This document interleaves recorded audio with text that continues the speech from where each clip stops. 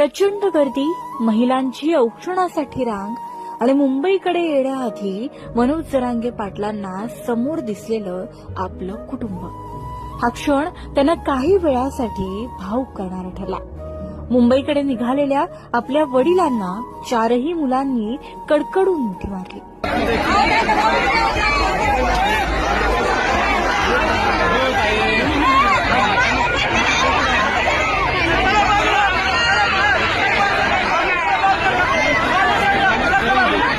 आणि वडिलांनीही त्यांना मायेनं कुरवाळलं.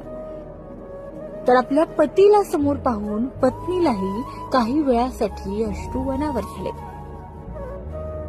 26 जानेवारीला मराठांचं भगवं वादळ मुंबईला धडकणार आहे. धुळे सोलापूर महामार्गावरील महाकाळ इथं मनोज जरांगे पाटलांचं घर आहे. मनोज जरांगे पाटील हे अंतरवाली सराटीकडून मुंबई